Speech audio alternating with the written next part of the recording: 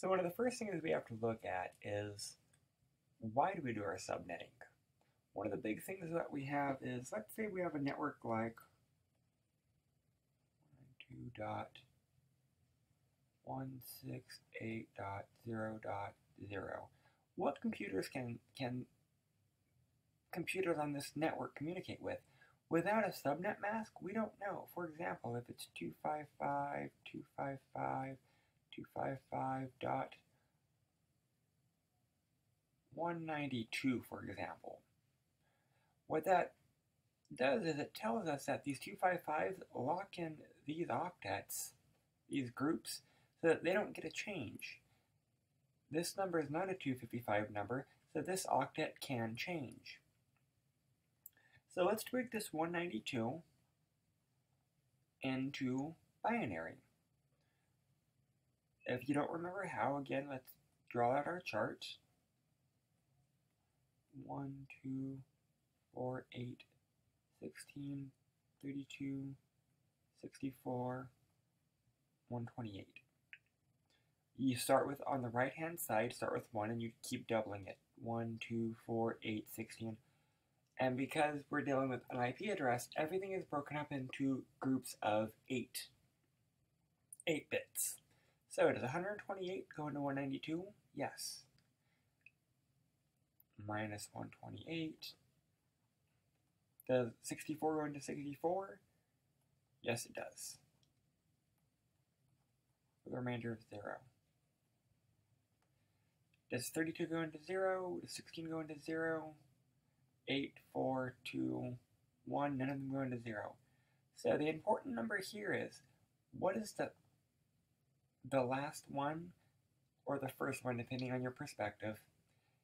What is the last one going that way, or what is the first one going that way? It happens to be 64. So what that tells us is our network is going to be groups of 64. And we got that from that subnet mask. So what does that mean? That means, remember that the first 3 octets will not change. 192, 168. That won't change. Because we are human, we like to start with 0. Let's change that to 0.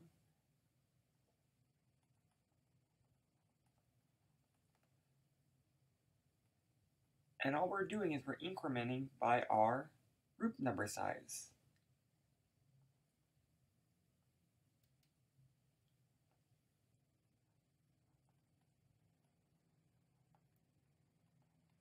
And that's it. So that is the foundation of how we got our starting addresses.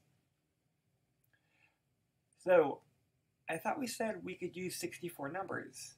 Well, how can I go between 0 and 64?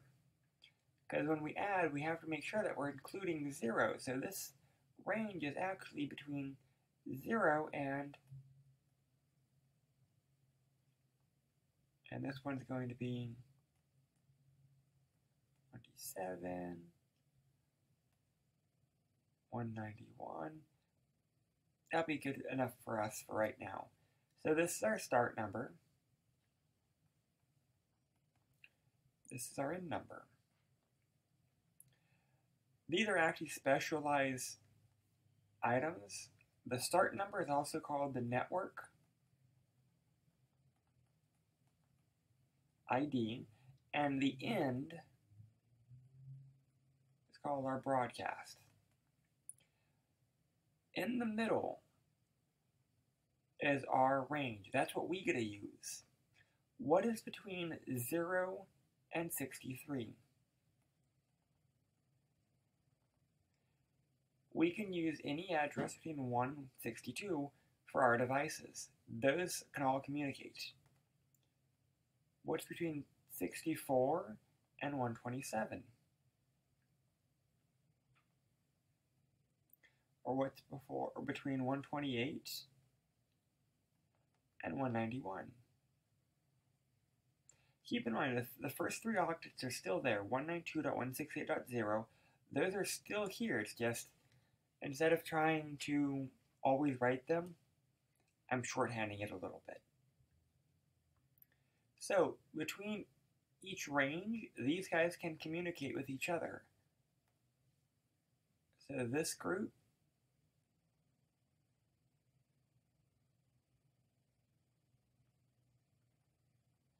and this group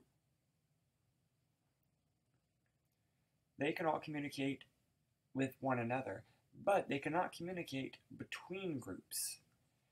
That is our entire purpose of subnetting. It is just so that we can break these into more manageable communication groups. So this was an example of how to manipulate this guy right here. 4th octet. What happens if we want to manipulate this next one? That's going to be for the next video. Thank you.